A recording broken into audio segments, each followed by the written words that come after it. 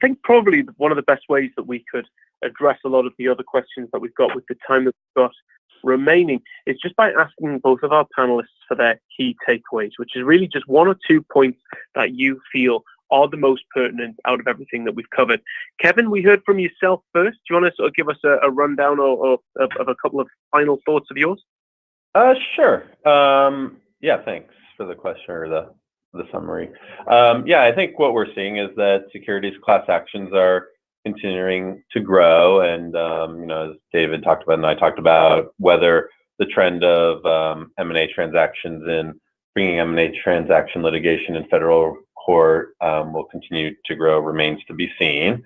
And then in terms of cryptocurrency litigation, I think as the regulatory uncertainty begins to resolve itself, I think it's going to be interesting to see how that plays out in terms of if, for instance, cryptocurrency ICOs start to be registered, and then there are declines in value, how that will be litigated with.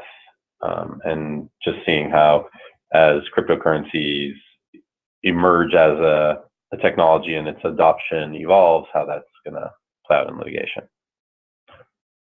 Excellent. And then we heard from yourself, David. Do you want to give us sort of one or two of your final thoughts?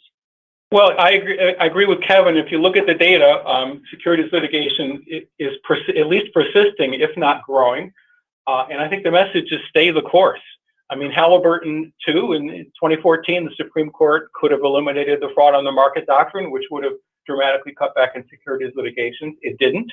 The major pleading standard cases for falsity of scienter don't reflect substantial changes from prior law. And there are things that we can handle. The courts have handled Omnicare quite well, and we can handle Tell Labs, and we can handle Matrix. So it isn't, we aren't, other than, I think, in class certification, where interesting room leads to maneuver, I don't think we're seeing major changes in the law outside of the M&A context. And what, as Kevin's cryptocurrency slides illustrate, what we're seeing is the standard common law practice, common law history of the law adapting to new facts and new technology and new ways of doing business.